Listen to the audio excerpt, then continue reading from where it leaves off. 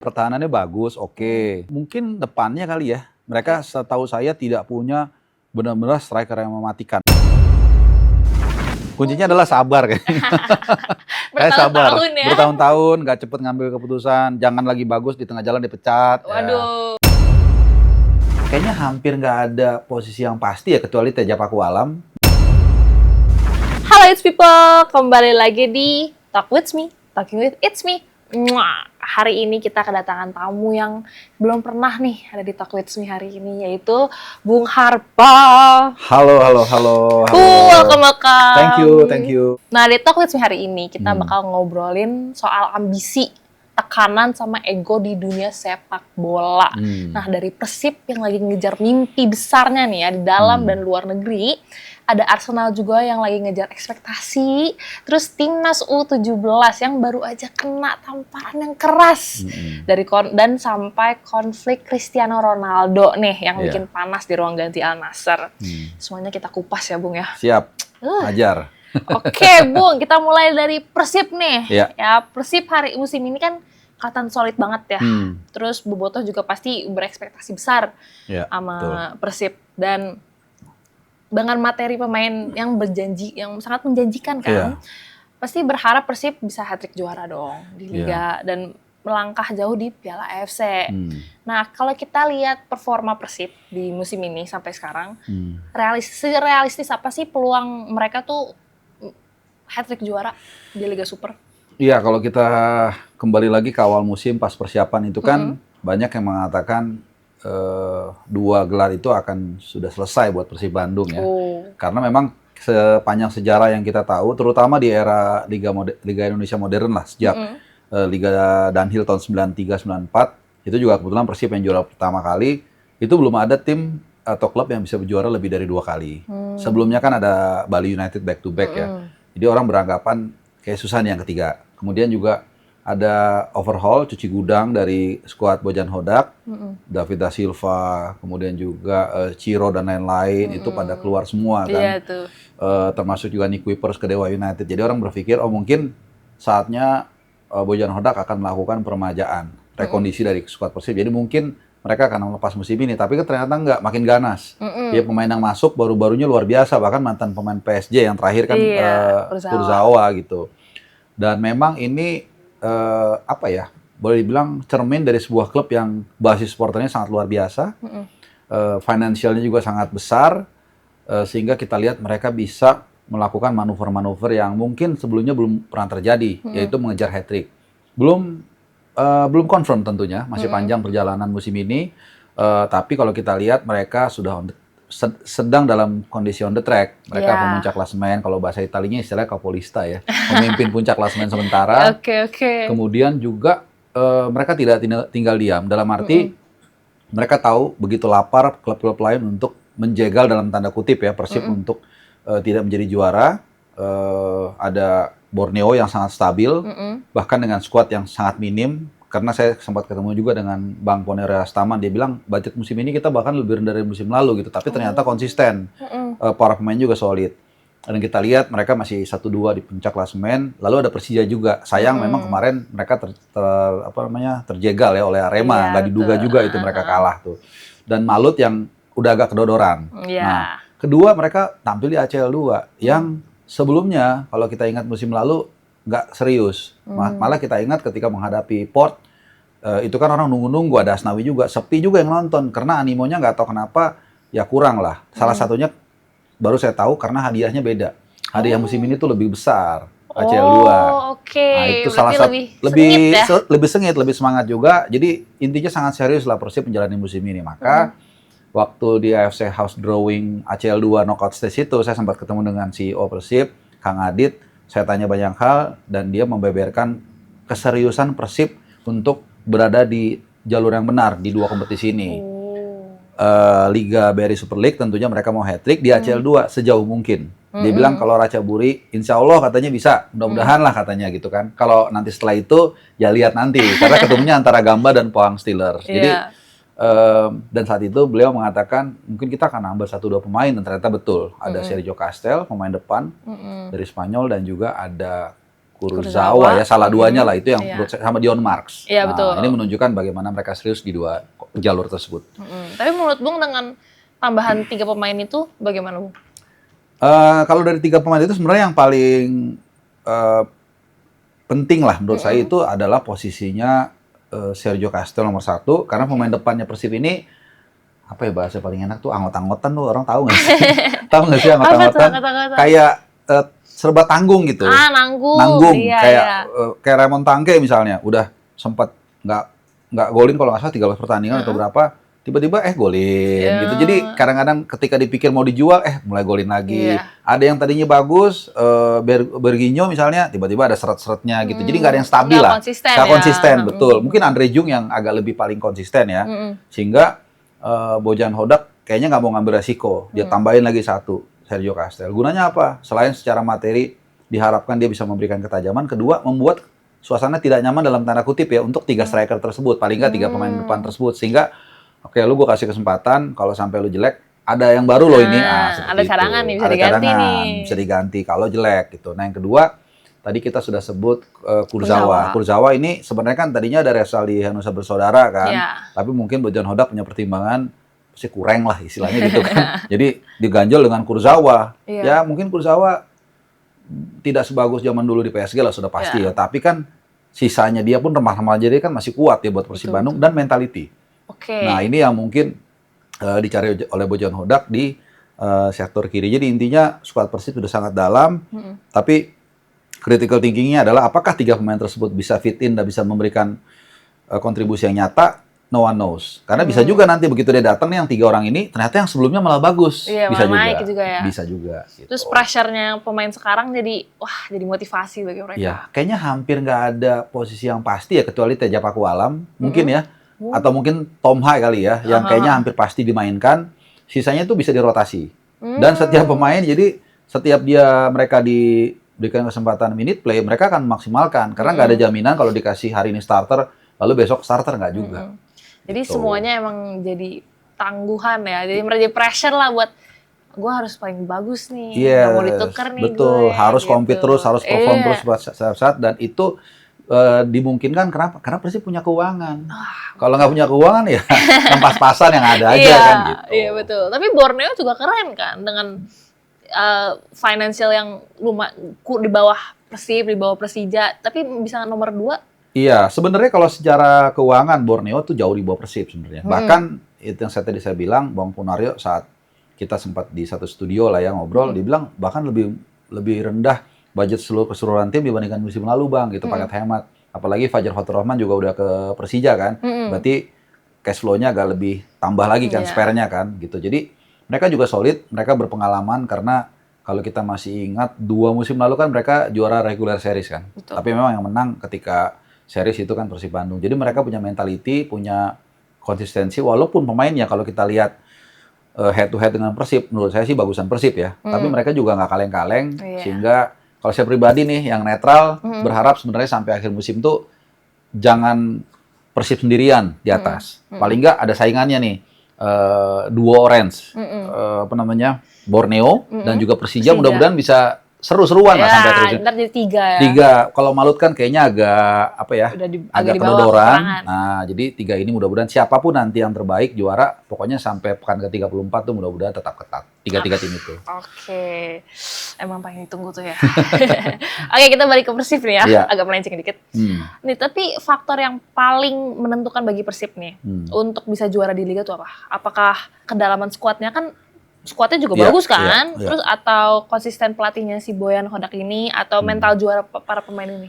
Kalau materi, kayaknya kita sepakat udah cukup, bahkan lebih dari cukup ya, kalau kita sepakat. Tapi saya percaya kalau sepak bola itu olahraga kolektif, bukan hanya di lapangan kolektif, tapi juga di organisasi menurut saya. Di lapangan tadi kita sudah bahas, kelihatannya udah oke lah, udah fit in. Nah di luar ini banyak faktornya, walaupun mungkin menyumbang 10%, 7%. Paling simpel deh, fans Bobotoh. Nah, kita lihat kemarin, nggak tahu kenapa suasana musim ini tuh cukup damai. Kemarin pas El Clasico juga mantan ketua Jackmania ya, Bang Ferry itu datang aman. Nah, ini kan satu situasi yang membuat pemain tuh nyaman. Mereka tahu, oh ini fans ada di belakang kita, membantu kita untuk damai, itu juga ada kontribusi juga yang saya bilang mungkin hanya 6% ya. Kemudian juga pelatih udah pasti Bojan Hodak itu sangat luar biasa dia dalam memotivasi pemain, bahkan dalam teknik. Nah ini orang sering lupa teknik-teknik komunikasi ketika konferensi pers, ketika di doorstop, dia ini jago banget. Makanya sampai Boboto tuh ngasih julukan dia laki-laki botak tukang tipu apa gitu. Kalau nggak salah ada bahasa Sundanya gitu ya. Tapi untuk menunjukkan bahwa dia jago dalam poker face atau diplomasi, dan itu diperlukan. Misalnya untuk menjaga pemain yang datang supaya jangan bocor dulu. Dia waktu itu Tom Hai kan gitu kan. Nah, dia jaga, terus lagi konferensi pers. Kayak Ferguson dulu deh, kalau kamu ingat itu. Kadang-kadang dia tahu kapan muji lawan, kapan menyerang lawan. Jadi dia harus paham, oh yang ini kalau dipuji dia pasti lengah, dia puji tuh. Kalau yang ini jangan dipuji, dia harus diserang lah gitu ya, supaya dia jelek mainnya. Nah dia tuh jagonya. Nah kemudian juga tentunya stakeholder di klub itu sendiri, di Persib, ya CEO-nya, direktur tekniknya dan lain semua berperan dalam satu kesatuan untuk membuat, kalau kita bicara Persib, sukses untuk mencetak hat-trick pertama dan juga melangkah sejauh mungkin di ACL 2. Emang Boyan Hodak tuh ya, impian, panutan. Iya. Berarti dia psikologisnya bagus banget dong ya, bisa ngebaca orang juga. Sebenarnya kalau dari yang saya amati ya, pelatih itu yang paling penting itu adalah bagaimana dia bisa menghandle ruang ganti. Itu menurut saya nomor 1. Ya walaupun saya bukan pemain profesional, cuman main tarkam lah istilahnya, atau liga antar kampus. Tapi kalau ada pelatih yang sosok yang kita hormati, kita bisa dengar, itu sangat penting ya. Karena kalau strategi itu kan rata-rata pemain ini udah profesional. Tinggal dibilang kamu nanti inverted ya, atau kamu nanti crossing, mereka udah tahu seperti apa. Tapi bagaimana membuat mereka bisa mengeluarkan kemampuan terbaiknya, kalau kasar itu siap mati demi tim, demi pelatih, itu yang harus dimiliki oleh seorang pelatih, memberikan motivasi gitu. Kalau kita mungkin sedikit melenceng ya ke Zidane dulu. Saya pernah lihat cuplikannya dia di ruang ganti. Yang diucapkan dia tuh anak SMP pun bisa ngomong sebenarnya. Oh gitu. Iya, misalnya oke, kamu di sayap ya, kalau dapat bola crossing. Yang DM misalnya, kalau misalnya serangan balik kamu pertama yang motong serangan, oke, back jangan bergerak, gitu-gitu aja. Tapi yang ngomong Zidane. Jadi kayak monoton aja ya, itu lagi. Iya, kalau misalnya dia bukan sosok yang dihormati, itu menjadi sebuah kalimat yang biasa. Tapi ketika ngomong Zidane, ketika ngomong Ancelotti, yang ngomong mungkin kalau kita bicara MU sekarang nih, kan lagi King MU is back katanya kan. Michael Carrick, orang datang. Bruno Fernandes lihat, oh Michael Carrick nih, pernah jagain Didier Drogba, pernah main sama Yaya Toure, pernah main siapa. Dia kan respect gitu. Jadi apapun yang dikatakan dia, maknanya jadi double. Nah, itulah yang saya lihat ada di sosok dari Bojan Hodak. Gitu, makanya strategi mereka berjalan dengan baik, unggul 1-0 langsung rapatkan barisan, it works very well menurut saya. Emang Boyan Hodak, pengen ketemu dong. Minta tanda tangan dong. Nih Persib kan jatuh lagi padat, main di Liga Super juga, di AFC juga. Menurut Bung tuh ada yang diprioritasin gak sih? Kayaknya enggak ya, dalam arti begini. Kalau ACL 2 bukannya kita mendahului atau underestimate Persib, enggak. Tapi rasa-rasanya kalau bicara juara tuh masih jauh lah ya. Gitu. Tapi kan mereka paling enggak bisa melangkah sejauh mungkin. Seperti yang kita katakan tadi, kayaknya parnya itu, ini kebetulan kita deket lapangan golf kan. Parnya itu paling enggak lolos melewati Ratchaburi kan. Nah itu udah di bawah par lah gitu. Artinya udah aman. Kalau nanti ketemu Pohang atau Gamba kalah, kalaupun kalah ya, mudah-mudahan sih menang. Kenapa? Karena kalau menang, koefisien kita naik, jatah kita nanti naik Piala Asia. Di Piala di Asia, ACL 1, ACL 2. Nah itu udah oke kalau dia bisa melangkah ke 8 besar kalau nggak salah ya. Pokoknya melewati Ratchaburi lah. Kemudian kalau di Liga, prioritas mereka pasti tetap mau juara. Nggak mungkin nggak 2 kali juara, back to back, juara bertahan, skuadnya sebagus itu. Nggak mungkin targetnya nggak juara. Dan itu sudah diucapkan langsung oleh CEO Persib, Kang Adit saat saya ketemu di Malaysia. Jadi ya prioritasnya tetap dua-duanya. Kalau kita ngeliat skuadnya, kalau kita ngeliat skuadnya sangat mumpuni untuk bisa melangkah juara di BRI Super League dan juga melangkah sejauh mungkin di ACL 2. Oke. Tapi itu kan Super League unggul banget nih. Dan unggulnya sedang, belum banget sih. Oh iya, beda 1 poin sih ya, dengan Borneo ya. Sekarang lagi unggul ya. Iya, lagi unggul. Terus kalau lagi di ACL juga dia lagi grup juara nggak salah ya? Lagi di atas ya? Di AFC ketemu ini kan, ketemu Ratchaburi. Iya. Tapi lagi masih bisa bilang unggul juga kan? Iya, diunggulin ya. Ya diunggulin lah, di pole position lah. Iya, betul. Rahasianya apa sih? Bisa 2 piala yang sengit lah, yang berprestasi banget kan. Tapi dulunya unggul. Rahasianya itu apa? Kalau menurut saya sih keinginan dari manajemen ya. Menurut saya itu dari situ dulu. Kalau nggak dari situ tuh nggak akan mungkin bisa. Jadi keinginan dari manajemen untuk bisa sukses di 2 ajang ini kemudian diimplementasi dengan real. Dengan tadi belanja pemain, mempertahankan Bojan Hodak dan lain-lain. Kemudian juga walaupun hal kecil ya seperti penjualan tiket, memaksimalkan merchandise. Itu kalau nggak salah saya sempat ngobrol dengan Bobotoh ketika Tom Hai itu direkrut, PO bajunya itu 10.000 langsung laku. Oh iya? Iya, 10.000 kali 1 juta kan 10 miliar. Iya betul, langsung tuh. Anggaplah HPP-nya setengahnya lah ya, modalnya. Langsung dapat 5 miliar kan. Ketutup gajinya Tom Hai. Ada sisa untung. Nah, hal-hal seperti ini yang luput dari pengamatan kita. Kita hanya melihat fenomena gunung es, Persib sukses, ini sukses. Di balik itu ada mesin yang bekerja secara luar biasa. Dan itu otomatis, dan juga tentunya ada dukungan fans ya, Bobotoh dalam hari ini yang luar biasa lah. Kalau Bobotoh tuh sangat fanatik, jadi kalau kita ke Bandung pun lihat motor rata-rata merek tertentu tuh, yang sponsornya tuh. Ada momen saya perhatiin, oh berarti memang benar-benar mereka tuh mau beli tiket, mereka bilongsnya ada. Oh kalau gue beli tiket, nanti ini dapat duit bisa beli pemain. Beli motor pun dia pilih yang mereknya sesuai dengan sponsor itu kan. Nah, mudah-mudahan masuk nanti sini. Boleh. Gitu. Jadi ini satu kesatuan, nggak mungkin nggak ada sih ya klub bola tuh yang memang basisnya dari sponsor ya. Ada di kalau nggak salah tuh di Jerman itu salah satu minuman energi lah gitu. Tapi basically pada dasarnya seperti event Manchester United semua itu gara-gara pendukungnya sangat besar, kemudian diutilize dalam bentuk dukungan dan finance yang kuat. Oke, tapi berarti itu juga berlaku dengan klub-klub lain dong, kayak Borneo, Persija juga dong pasti. Iya, cuman karakternya beda-beda. Nah, kalau di Persib ini kan proletar ya, boleh dibilang mungkin salah satu klub dengan pendukung paling banyak di dunia mungkin ya. Satu Jawa Barat ini mungkin 90% itu pendukung Persib. Beda mungkin kalau kita lihat di Jawa Timur, pecah-pecah itu. Iya. Surabaya sendiri, Malang sendiri, Lamongan sendiri. Jadi kekuatannya nggak ngumpul. Nah, jadi itu karakternya Persib Bandung. Beda lagi Bali United. Bali United ini IPO.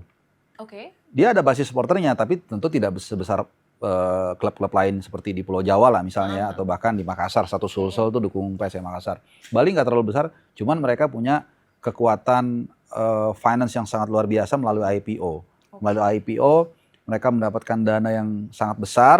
Nah, kemudian spare-nya itu mereka putar di instrumen keuangan lainnya untuk mensubsidi bola ini sendiri. Setahu saya kalau kita bisa baca laporan keuangannya, klub Bali United itu tidak bisa membiayai dirinya sendiri dari bola. Nah itu karakternya beda lagi. Kalau Borneo ya kita tahulah sosok di balik Borneo itu Bang Nabil yang memang sangat total dalam mendukung Borneo. Demikian juga Persipura misalnya. Mereka memang punya beberapa perusahaan dan entitas yang sepertinya semi mandatori untuk mendukung mereka. Misalnya Bank Papua dan juga Freeport itu udah pasti mereka selalu kasih chip in duit gitu. Jadi beda-beda nih beberapa klub ini yang keuangannya dari format yang pattern yang berbeda-beda. Oke. Tapi aku mau tahu dong Bung. Menurut Bung Persib bisa nggak nih hat-trick juara?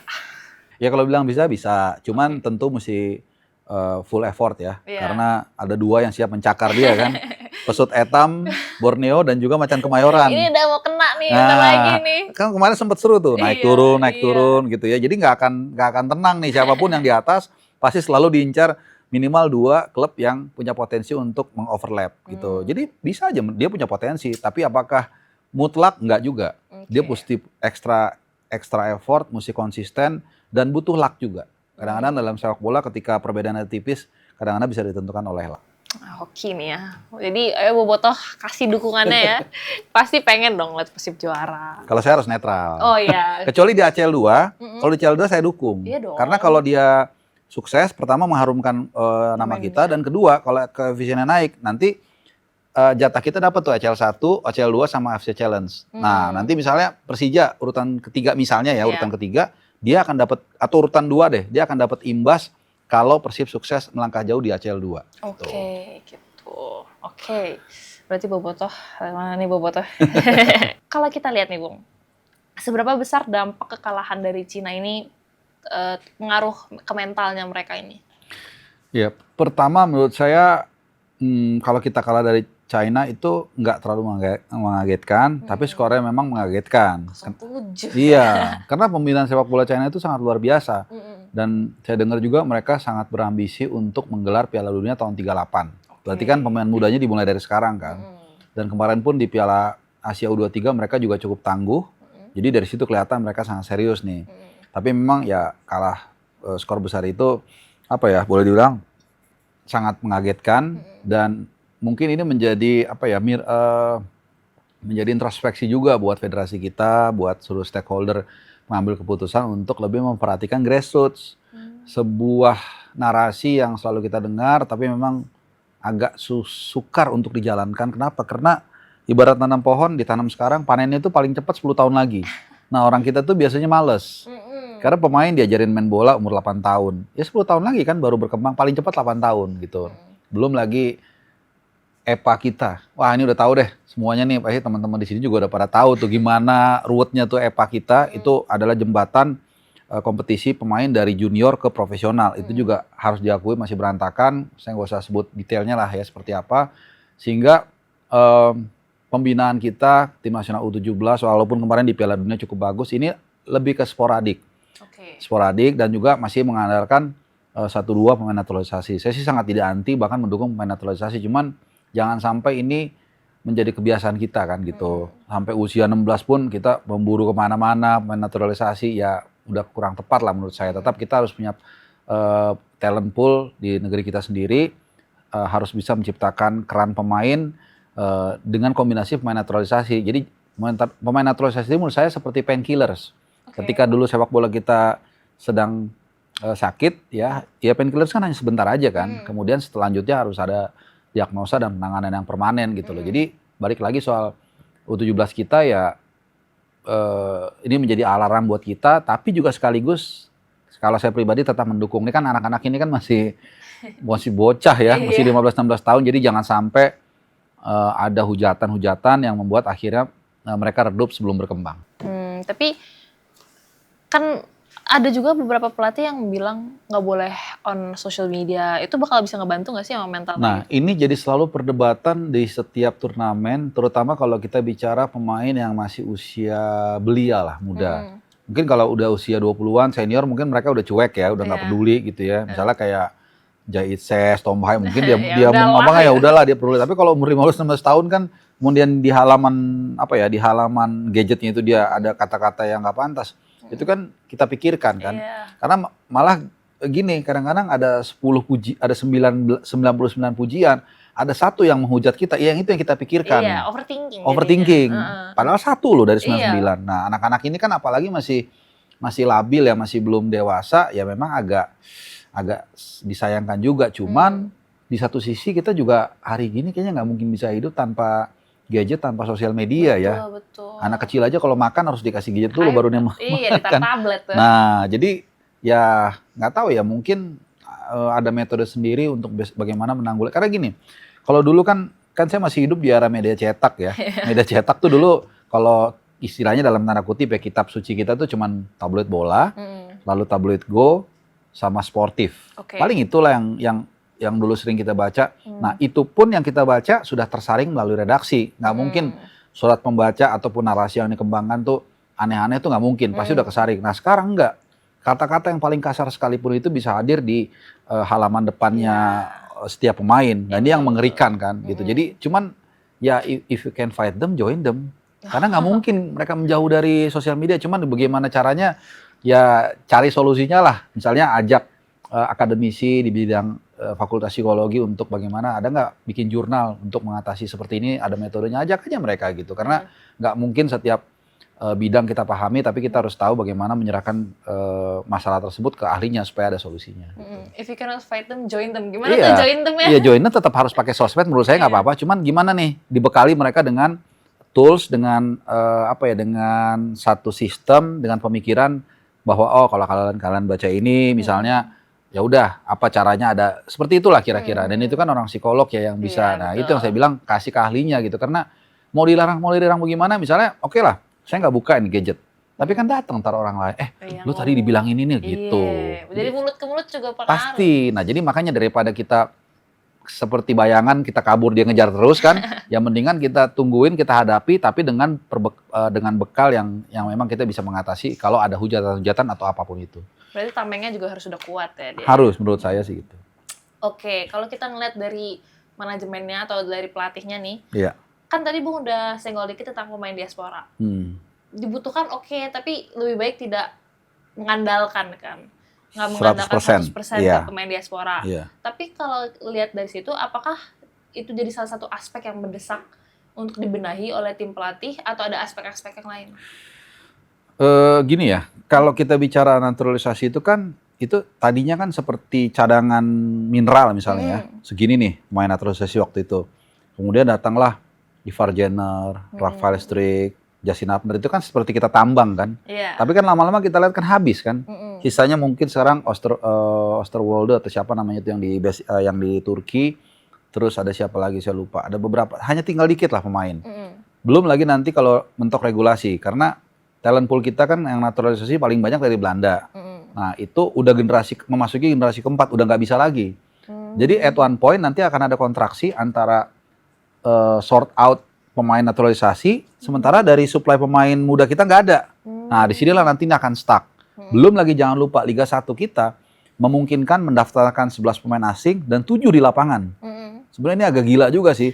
Kalau dulu saya masih ingat era Liga di tahun 90-an itu masih 3 pemain asing. Artinya biasanya back 1, tengah 1, depan 1. Itu aja udah menggerus. Nah dulu tuh wilayah barat, wilayah timur, 12 tim, 24 tim. Harusnya kan ada 48 striker kan, dulu kan biasanya pakai 352 kan. Karena ada 1 pemain asing jadi tinggal 24. Nah itu pun masih memang menghasilkan lah. Dulu tuh ada Buyung Ismu, ada Peris Andria, ada Kurniawan dan lain-lain. Masih ada lumayan. Sekarang rata-rata jarang sekarang pemain depan kita siapa coba? Paling Excel untuk Kahu di Persija, terus paling Ramadan Sananta udah di DPMM di Malaysia. Dimas Derajat mungkin, sama Hoki Caraka, itu yang tertinggal. Jadi naturalisasi waktu let's say 5 tahun, dalam 5 tahun mungkin sampai 3 tahun ke depan it's okay. Tapi supply pemain talent pool dari dalam negeri ini juga harus diperhatikan. Karena suatu saat itu yang saya katakan, mineral ataupun reservoir ataupun cadangan pemain naturalisasi ini makin habis, makin sedikit. Kemudian pemain kita juga yang supply dari Indonesia atau dari lokal nggak ada. Disinilah nanti kita akan bubble-nya pecah. Gitu. Oke, terus aspek-aspek yang lain apa aja nih yang mesti didesak? Yang mesti ayo dong, benerin dong. Ya, yang pasti ini grassroots. Karena saya pernah ngobrol dengan bapaknya grassroots Jepang, namanya Tom Bayer. Itu benar-benar dia yang menciptakan silabusnya grassroots Jepang. Jadi sebagai contoh aja ya, dia mengatakan, saya tanya gini, Tom, apa sih yang paling perlu dipahami teknik dasar dari pemain? Dia bilang ini, menahan bola. Oh iya, karena kalau Anda menahan bola, pertama membuat kalau nahan bolanya bagus ya, nggak mental-mental itu, membuat lawan nggak ada kesempatan untuk merebut bola kita kan gitu. Kedua, kita punya waktu berpikir untuk mengambil keputusan, apakah ngoper atau apa dan sebagainya. Terus saya tanya, kapan sih itu mulai dilatih? As long as they can walk. Jadi berarti kan umur 3 tahun mungkin kali ya, atau 4 tahun kan. Bayangkan segitu pentingnya dalam membangun sepak bola dari umur 3-4 tahun. Nah ini yang menurut saya nih selalu lupa dikembangkan dari mulai kecil gitu. Karena emang itu tadi, ngapain ngajarin anak 4 tahun main bola kan, atau 5 tahun. Nanti yang manen bukan saya. Nah mentality itu menurut saya yang masih belum maksimal. Dan tentunya juga masih ada aspek lain. Liga kita juga harus dibenahi sudah pasti. Jadi jangan hanya cuma membanggakan VAR. VAR bagus, tapi itu hanya salah satu bagian di hilir dalam pengembangan sepak bola kita. Tapi kayak bagaimana misalnya asupan makanan deh. Aduh itu mohon maaf ya kadang-kadang suka makan junk food segala macam. Sementara kalau Ronaldo kan, Patrice Evra kan pernah bilang kan, lo jangan main ke rumah Ronaldo deh. Kenapa? Makanannya nggak enak katanya. Bayangkan seorang pemain profesional seperti Patrice Evra aja mengatakan makanan Ronaldo tuh ekstrim banget. Jadi dada ayam nggak pakai kulit, cuman direbus nggak pakai garam. Iya, pola makannya gitu ya. Iya, itu kan, tapi itu oke lah, mungkin terlalu ekstrim ya. Cuman jangan juga habis match day makan burger itu kan, junk food. Nah itulah. Jadi banyak banget sebenarnya aspek yang harus dibenahi. Oke. Berarti emang lebih harus diketatin lah ya, dan Semuanya. lebih difokusin lah ya. Yes, betul. Oke. Tapi kekalahan ini kan, walaupun udah agak ekspektasi. U17 ya. Iya. Tapi 07 gimana tuh? Kalau saya sih, menurut saya mendingan kalah saat uji coba atau saat muda daripada kalah saat senior gitu. Karena setahu saya itu gagal di usia muda pemain bola itu belum tentu gagal saat dia senior. Jadi bisa dihitung belajar ya, masih belajar. Iya. Jadi bukan berapa kali Anda jatuh, tapi berapa kali Anda bangkit kan, gitu kan. Betul, gitu. Daripada, dan banyak justru gini, ketika muda jago, menonjol, tapi karena dia udah terlalu cepat berkibar, merasa bintang, akhirnya redup. Banyak juga kayak gitu. Nah, peran siapa? Peran pelatih.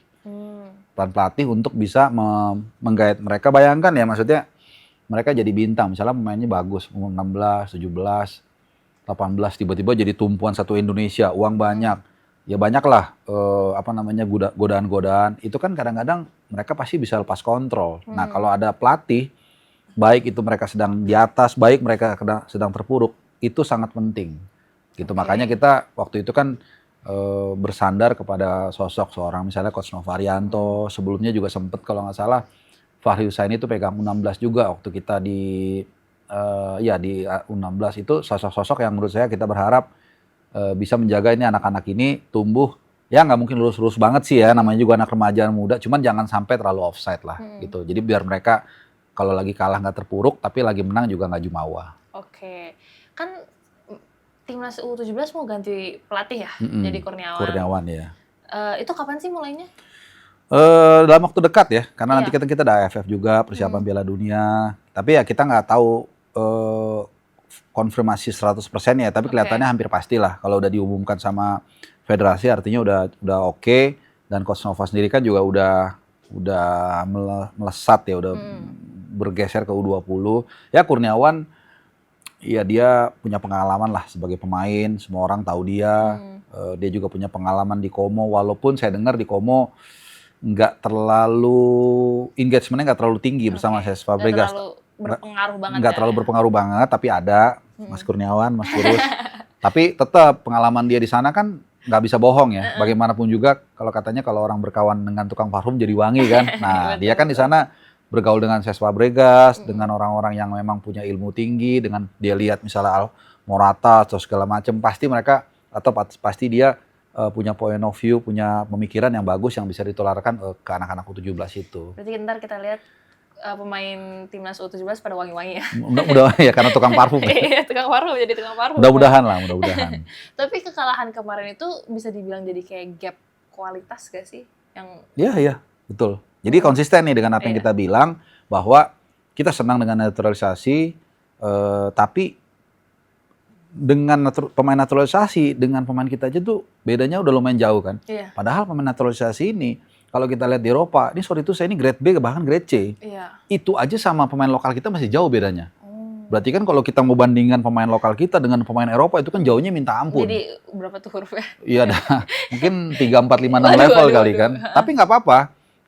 Kita harus mengakui juga kekurangan kita, mendiagnosa masalahnya di mana supaya kita bisa membenahi. Kalau kita nggak pernah mengakui bahwa level kita masih jauh, kita selalu membanggakan diri kita sendiri, maka kita nggak akan pernah berbenah gitu. Betul, jadi itu yang saya katakan, maka kekalahan 7-0 itu jadi alarm, tinggal kita mau dengar alarmnya nggak, atau kita matiin kita tidur lagi kan gitu. Itu aku tuh pagi-pagi. Sama aku juga. Tapi kalau dengan kondisi yang sekarang ini, realistis nggak sih kalau targetnya minimal tembus perempat final di Piala U17 ini? Jujur sih agak berat ya menurut saya. Agak berat, dan gini, kalau di kelas usia itu sebenarnya jangan terlalu terbebani sih gitu, karena orientasinya tuh kalau U17, U18, U19 bahkan sampai U21 pun tuh orientasi setahu saya itu bukan juara gitu. Walaupun kita berharap pasti kita berharap mereka melangkah sejauh mungkin, cuman buat saya nggak terlalu penting. Kalaupun target itu nggak tercapai, nggak masalah. Kalau tercapai ya syukur alhamdulillah. Sesimpel itu aja. Yang penting anak-anak ini bisa terus berkembang, dan suatu saat kita nanti, oh ini waktu itu ya pemain yang di U17 kalah, sekarang udah bela tim nasional, udah jadi pemain inti. Itu yang lebih penting menurut saya. Oke. Berarti sekarang bisa dibilang jadi eksperimen dulu lah ya. Iya, betul. Bereksperimen.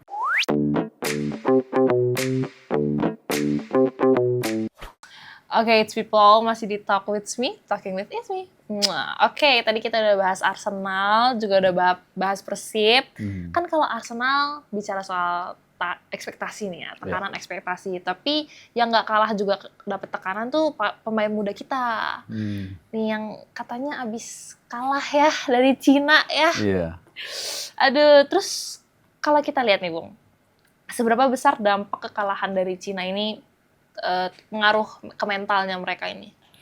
Ya, pertama menurut saya kalau kita kalah dari China itu nggak terlalu mengagetkan, tapi skornya memang mengagetkan. 0-7. Iya, karena pembinaan sepak bola China itu sangat luar biasa. Dan saya dengar juga mereka sangat berambisi untuk menggelar Piala Dunia tahun 38. Berarti kan pemain mudanya dimulai dari sekarang kan. Dan kemarin pun di Piala Asia U23 mereka juga cukup tangguh. Jadi dari situ kelihatan mereka sangat serius nih. Tapi memang ya kalah skor besar itu apa ya, boleh dibilang sangat mengagetkan dan mungkin ini menjadi apa ya menjadi introspeksi juga buat federasi kita, buat seluruh stakeholder mengambil keputusan untuk lebih memperhatikan grassroots. Sebuah narasi yang selalu kita dengar tapi memang agak sukar untuk dijalankan. Kenapa? Karena ibarat tanam pohon, ditanam sekarang, panennya itu paling cepat 10 tahun lagi. Nah, orang kita tuh biasanya males.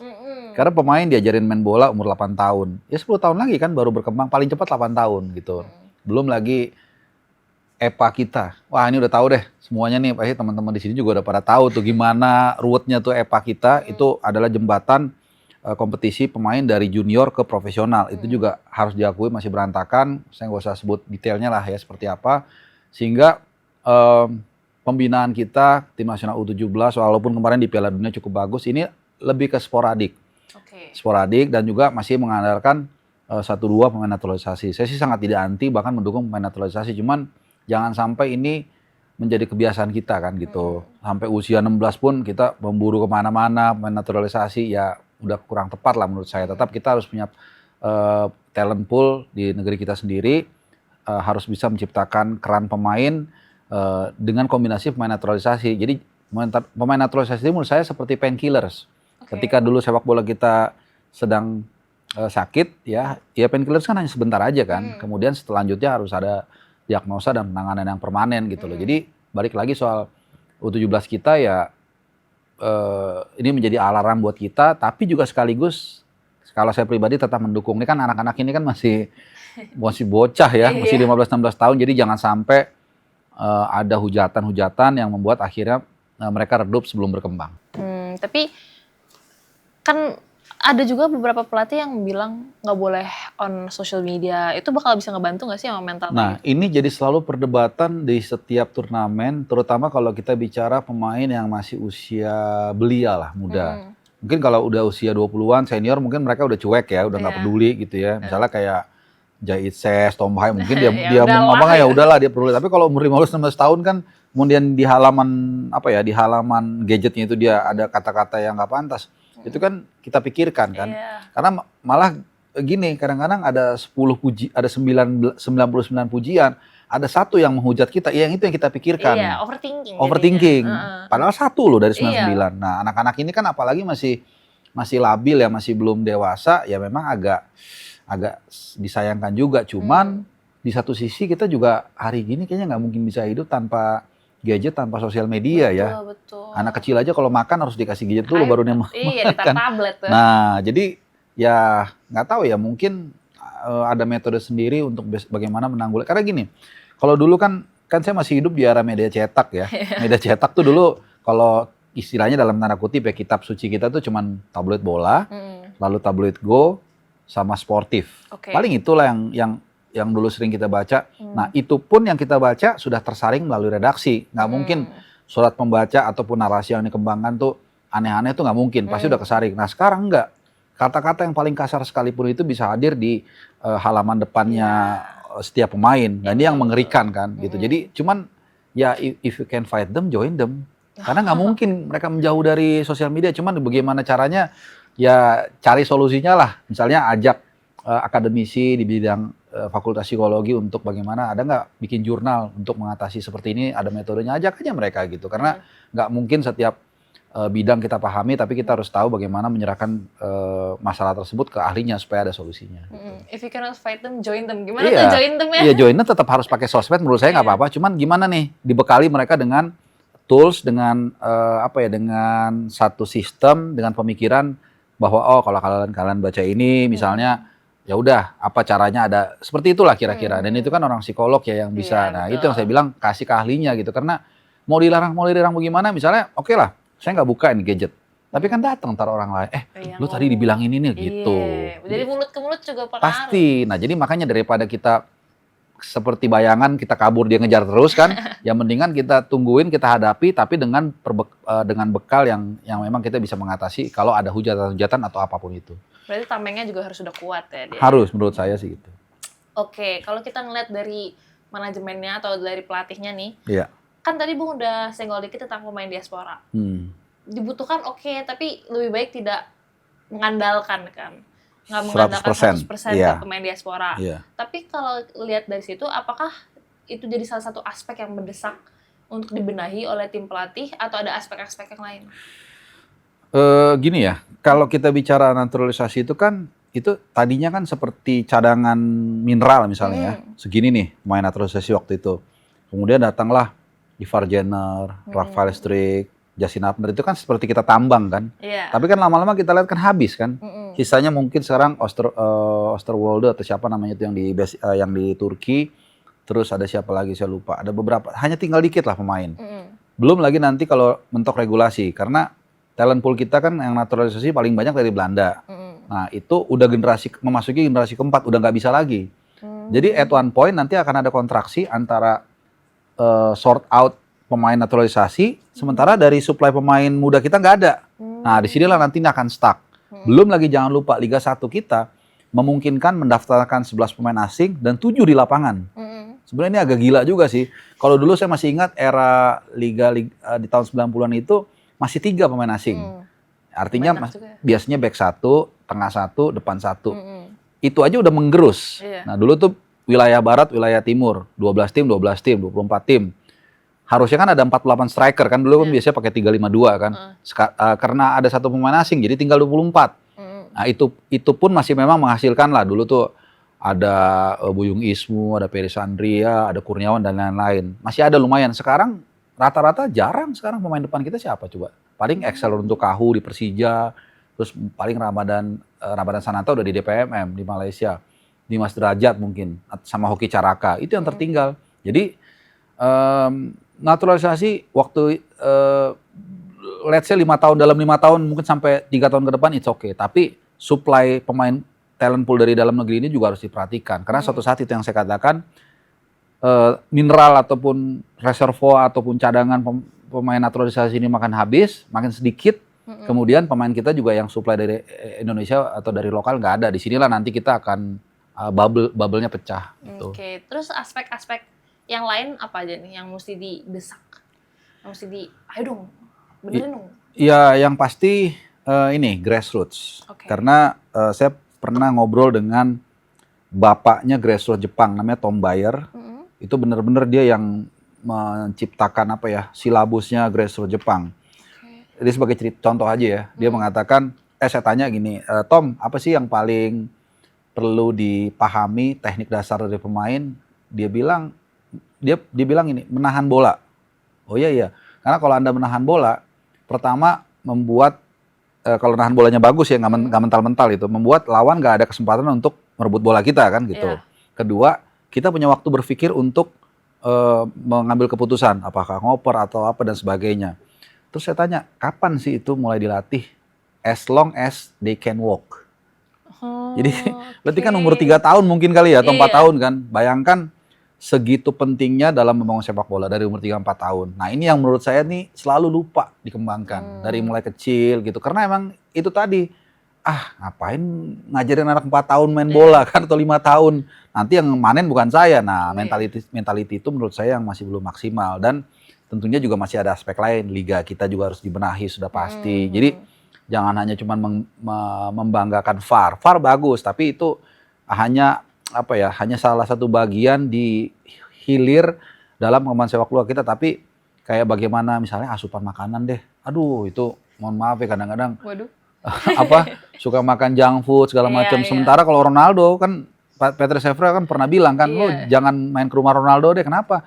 Makanannya nggak enak katanya. Bayangkan seorang pemain profesional seperti Patrick Shevra aja mengatakan makanan Ronaldo tuh ekstrim banget. Jadi dada ayam nggak pakai kulit, cuman direbus nggak pakai garam. Iya, pola makannya gitu ya. Iya, itu kan. Tapi itu oke lah, mungkin terlalu ekstrim ya. Cuman jangan juga habis match day makan burger itu kan, junk food. Nah itulah.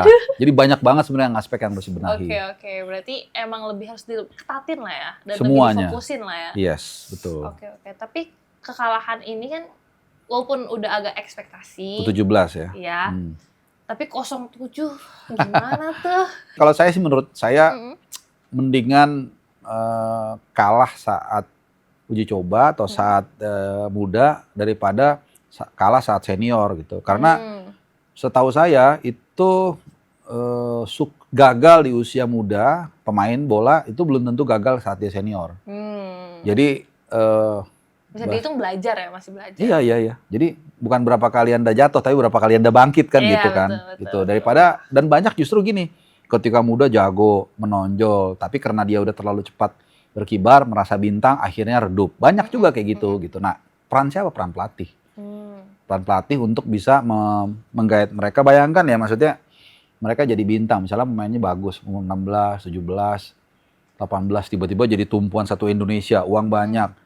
Ya banyaklah godaan-godaan. Itu kan kadang-kadang mereka pasti bisa lepas kontrol. Nah, kalau ada pelatih, baik itu mereka sedang di atas, baik mereka sedang terpuruk, itu sangat penting.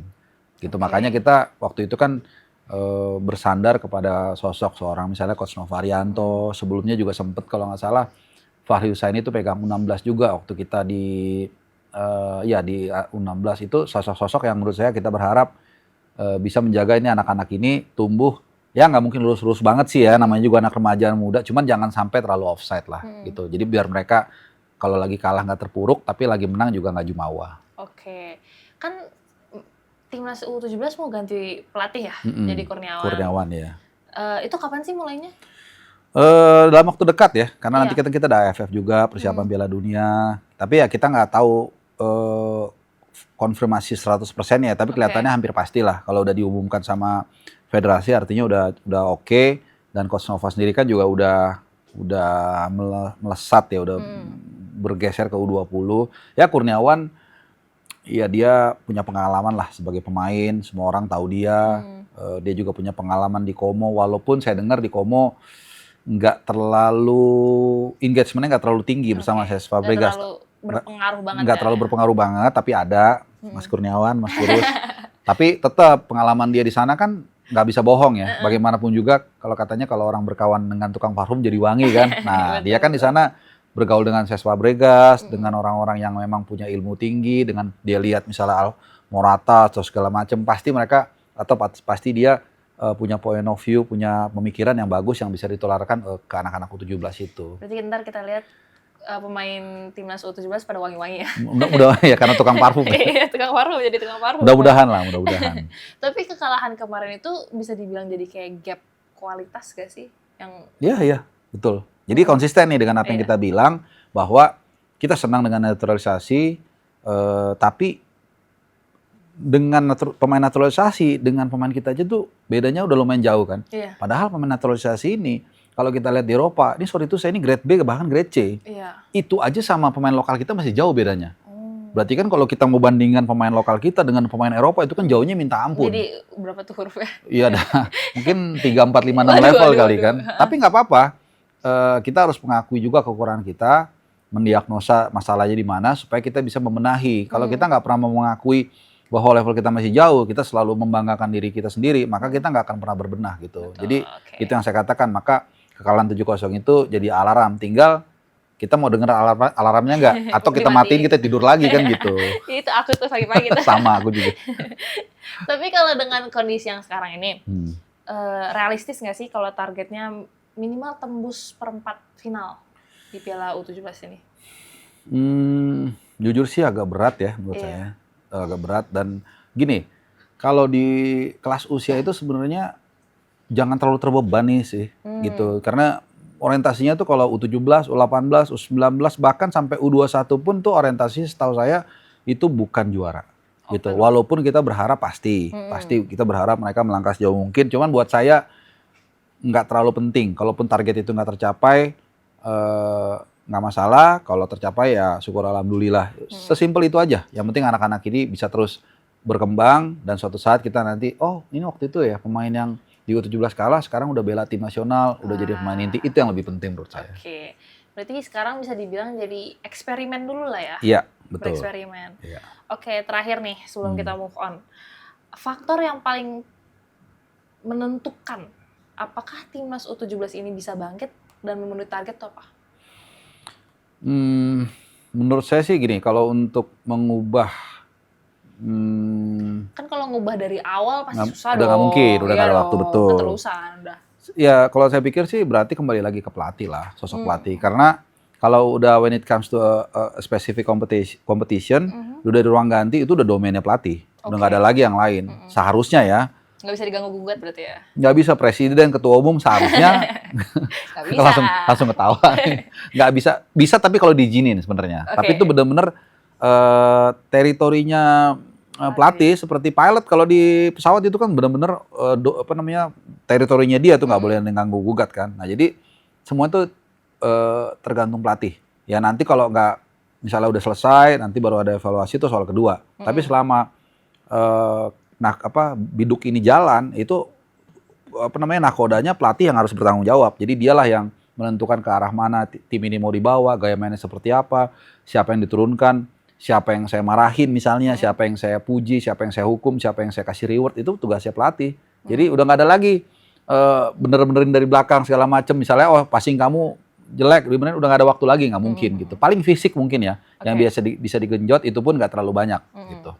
Cuma seadanya lah ya. Seadanya aja, mungkin ditambahin sedikit atau apa, paling itu yang bisa dilakukan. Jadi sepenuhnya itu kita bergantung kepada pelatih, termasuk juga bagaimana cara memotivasi pemain agar mereka bisa memberikan 100% buat tim nasional kita. Menurut Bung, pelatih baru nih, Kurniawan ini bisa nggak nih memenuhi ekspektasi semua itu? Dia punya potensi yang sangat besar, seperti yang saya katakan tadi, pengalaman dia sebagai pemain, itu sudah semua orang tahu lah, mantan striker timnas, kemudian juga menimba ilmu juga di Itali, di Primavera, dan tekniknya itu banyak, teknik termasuk trik-triknya juga, dia sering cerita juga tuh, gimana dia mengelabui back lawan ketika lengah, dia bergerak cepat. Nah ini kan yang mahal sebenarnya, yang bisa ditularkan kepada pemain, khususnya pemain depan.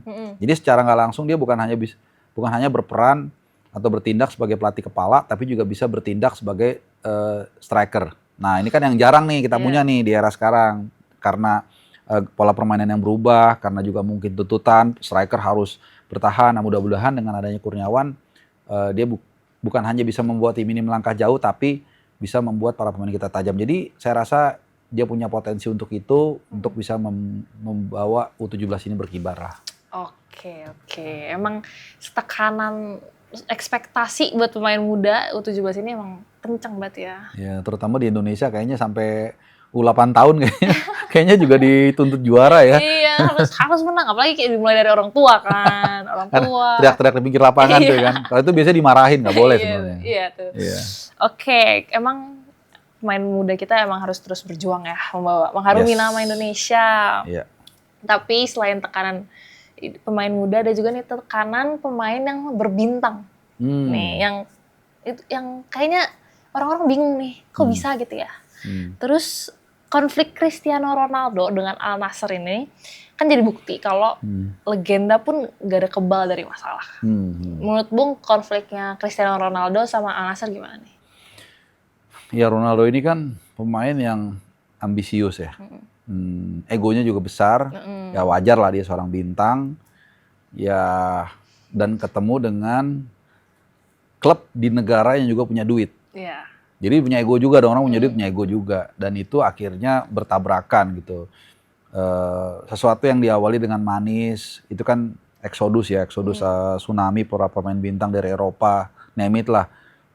N'Golo Kante, Karim Benzema, lain-lain itu semua pada nyerbu Saudi Pro League. Dan itu diawali salah satunya oleh Ronaldo gitu loh. Gajinya luar biasa besar, fasilitasnya bahkan dia juga dapat privilege, beberapa privilege lah. Termasuk juga tinggal dengan kekasihnya, itu kan juga privilege kan. Iya betul. Tapi ya itu tadi, ada satu momen memang ketika ego bertemu ego itu akhirnya jadi tidak sehat.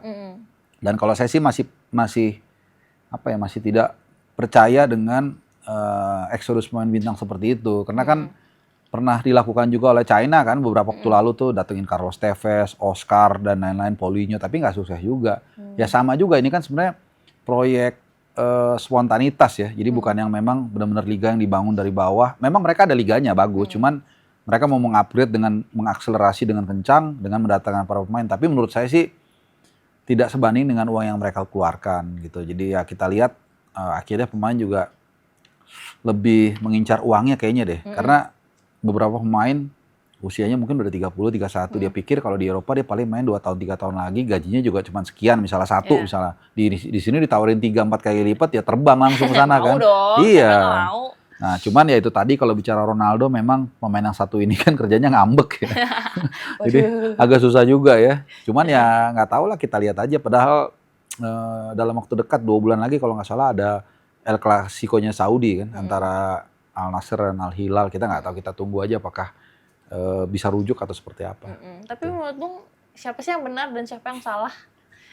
Ya, menurut saya sih, saya lebih, kalau suruh pilih ya, ini intervensi Ronaldo marah gitu. Saya lebih melihat sih Al Nassr-nya ya sebagai klub. Bagaimanapun juga dia employer kan ya. Saya rasa nggak ada yang terlalu fatal yang dilakukan oleh klub kepada Ronaldo gitu. Saya yakin sih nggak akan seperti itu gitu. Cuman ya gimana ya, Ronaldo ini egonya juga agak luar biasa tinggi sih. Iya, kesenggol dikit juga kan dia suka marah-marah kan, manja gitu. Jadi kalau saya boleh agak sedikit membela Al Nassr lah. Oke. Tapi tuntutan dari sikapnya Ronaldo itu bisa dianggap wajar nggak sih? Enggak ya? Menurut saya sih nggak wajar deh, itu berlebihan seperti itu. Dan ya itu tadi, saya rasa kayaknya cuma dia deh yang meledak seperti itu ya. Yang lain sih adalah friksi, tapi kayaknya nggak sebesar itu ya, karena itu dia punya nama besar. Ya dia merasa dia mungkin punya hak untuk melakukan apapun, dan pada akhirnya sejauh ini yang sampai saat ini kita take, itu belum ada jalan tengahnya. Tapi yang paling dirugiin siapa sih kalau ujung-ujungnya konfliknya nih nggak selesai nih? Yang paling dirugiin siapa? Ronaldo-nya sendiri? Sebenarnya sih nggak ada yang dirugiin sih. Atau citranya nih? Nggak ada yang dirugiin sih. Ronaldo juga duitnya udah segunung juga. Ya? Saudi Al Nassr juga sama. Saya nggak ada yang dirugiin. Mungkin yang dirugikan penonton ya, fans terutama fans di Saudi semua. Karena kan setiap misalnya dia jalan nih main di klub lain lah ya. Itu kan fans yang di daerah itu pun sebenarnya pengen ngeliat Ronaldo kan gitu. Sama kayak Messi di Amerika, ketika dia main di Dallas, di mana, itu kan fans yang itu pun pengen lihat Messi gitu. Jadi kalau dibilang yang dirugikan ya mungkin fans yang selama ini berharap bisa nonton Ronaldo langsung, termasuk fans Al Nassr gitu. Tapi di luar itu saya pikir ya kayak Al Nassr gaji Ronaldo kan kayak peanuts saja buat mereka ya. Ronaldo juga sama, nggak kerja sama Al Nassr juga itu udah segunung gitu. Jadi nggak ada yang terlalu berpengaruh sih, karena itu tadi selama ini menurut saya sih orang nggak terlalu put attention on ke Liga Saudi juga, walaupun dengan sejumlah, paling kita sama dengar si Kante sekarang ke sana, ya udah, kayak saya rasa orang nggak ada yang nungguin Saudi Pro League saban hari gitu. Kayaknya nggak ada. Ya mungkin Ronaldo sekali-sekali orang nonton lah. Gara-gara Ronaldo kan. Ya. Tapi kan, nah itu kan Bung tadi udah bilang kalau banyak pemain yang gabung ke klub-klub Arab karena duit kan, karena uang. Dan itu juga dimulai trennya bisa dibilang gara-gara Ronaldo. Tapi nggak bisa disalahin juga dong kalau Ronaldo marah atau misalnya kayak bete lah. Karena kan dia yang ngebawa tren, gara-gara sombong dikit lah, gara-gara gua nih gitu. Ya itu sebenarnya memang masing-masing merasa punya hak ya untuk bersuara, untuk menuntut apa yang jadi hak mereka. Termasuk Ronaldo juga memang ya. Cuman kan ya dalam hubungan antara pemain dan klub kan harus ada kompromis gitu. Dalam kontrak pun begitu, misalnya gajinya besar atau gajinya kecil tapi fasilitasnya apa gitu kan, harus selalu ada seperti itu kan. Nah ini kan yang nggak ketemu karena sama-sama merasa punya ego, sama-sama punya bargaining power gitu. Jadi ya stagnan. Dan kalau saya sih melihat kalau melihat dari karakter dua entitas ini kelihatannya nggak akan ketemu ya, karena sama-sama bersikeras. Dan Ronaldo pun sekarang umurnya berapa ya? 41 kalau nggak salah, dia tuh 85 lahir. Jadi mungkin dia pikir juga udah selesai juga kali. Karena Piala Dunia ini kayaknya nggak akan jadi last dance mereka. Dia nih sama Messi mungkin, dan akan tutup di sana. Jadi nggak ada border sih, doesn't change anything menurut saya sih gitu. Berarti menurut Bung solusi terbaiknya apa nih? Apakah solusi terbaik ya bisa baik-baik aja lah. Udah bisa baik-baik, toh juga udah cabut juga. Ronaldo juga udah 41 ya, walaupun masih ada sisa-sisa ya, karena memang dia secara fisik luar biasa gitu. Tapi ya, musim juga udah mau selesai, Saudi Pro League sebentar lagi ada Piala Dunia. Ya tapi sayang sih, seharusnya menurut saya nggak tahu, mungkin dia masih berambisi main, saya nggak ngerti. Tapi seharusnya sih, ya mudah-mudahan saya salah ya, bahwa mereka nggak bisa rujuk lagi, mudah-mudahan bisa rujuk lagi. Paling nggak ada farewell party yang pantas lah, ya kan. Untuk emang kan biasanya orang sana tuh kalau party, iya joget-joget ya. Nah harus kan, gitu. yang heboh, yang apa. Nah itu sebenarnya pas tuh kalau bisa dilakukan. Jadi mengakhiri karir di Saudi, kemudian dia main Piala Dunia, last dance dengan Messi, ya udah selesai. Harusnya sih enaknya begitu. Kayak Messi yang mungkin lebih bisa kayak gitu bersama Inter Miami ya. Gitu. Tapi kalau dari sifat nih kalian Messi-nya yang lebih kayak gitu ya. Messi kayaknya lebih kalem ya, kayaknya ya. Iya. Kayaknya gitu. Tapi kalau misalnya mereka out of nowhere, surprise mereka rujuk nih. Ya mudah-mudahan sih, karena Ronaldo dengan Al Nassr, ya mudah-mudahan, karena ya bagaimanapun juga 20 tahun terakhir kurang lebih ya, kan Messi dan Ronaldo kan mewarnai kehidupan kita lah, bersaing sepak bola kita. Mereka bersaing dari mulai di MU, satu di Barcelona, kemudian kemana dulu? Ke Juve dulu ya. Ronaldo, ke Madrid dulu. Dari MU ke Madrid, El Clasico ketemu segala macam. Itu kan mewarnai perjalanan sepak bola dalam 20 tahun terakhir lah. Jadi kalau kemudian mereka bisa masing-masing menyelesaikan masa baktinya di klubnya, wah itu sih keren banget. Dan saya sempat mikir gini juga, ntar final Piala Dunia Portugal dan Argentina seru juga nih. Messi dan Ronaldo kayak satu dunia nonton itu tuh. Dua-duanya terakhir bisa dibilang. Ya kalau negara sih terakhir sih kayaknya ya. Kayaknya terakhir udah. Kalau main lagi 5 tahun lagi Ronaldo umur 45 dong. Hampir 50. Hampir 50 kayaknya udah. Gak tahu ya, kayaknya sudah nggak mungkin ya. Gempor gak sih? Iya. Udah capek deh. Itu. Berarti persaingan Ronaldo dan Messi tuh umuran sama aku. Oh gitu ya? Iya. Sama dong, kita seumuran gak ya? Bisa dibilang lagi sih. Iya. Iya itu seru banget sih. Dan kita juga kan menanti nih, apakah nanti setelah era dia ada yang seperti mereka kan, ikonik dua. Kan selalu tuh banyak tuh kayak gitu. Kalau kita mau melebar sedikit ya, di di film juga ada Arnold Schwarzenegger dengan Sylvester Stallone, kan selalu ada gitu kan. Biasanya kan selalu ada dua. Di bola juga ada Messi dan Ronaldo. Biasanya selalu ada gitu, yin yang ya. Jadi ya nggak tahu setelah itu mungkin nextnya siapa menurut? Siapa ya? Mungkin Yamal kali ya, sama Haaland kali ya mungkin. Waduh. Walaupun umurnya agak beda tuh. Kalau nggak salah Yamal tuh masih 17-18 tahun, Haaland kan udah 20-an gitu. Tapi pasti ada lah, itu pasti selalu akan ada secara natural. Berarti mereka baru pensiun, kita cari nih siapa dua lagi yang pantas disaingin. Oh ini mungkin ya, Mbappe kali ya. Oh iya Mbappe dengan Haaland mungkin. Betul. Itu seru tuh kalau Haaland ke Barcelona. Wah. Jadi Mbappe Haaland Wah, gitu. cekcok. Mungkin itu kali. Jadi kalau 3-4 tahun lagi Haaland sama Mbappe jadi dinamik duo. Iya, Barcelona Madrid. Udah kita ramal dari sekarang. Parah. Oke, pertanyaan terakhir. Mungkin jawabannya udah agak tahu sih. Cristiano Ronaldo atau Lionel Messi, Bung? Aduh. Ini ntar kalau nggak jawab kiri ntar. Ya? Preferensi saya ya. Iya dong. Siapa ya? Ya Messi aja deh. Oh, Messi. Messi aja. Nyari apa nih?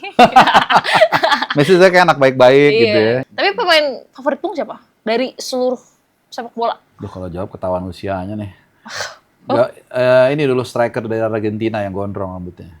Aku nggak tahu tuh.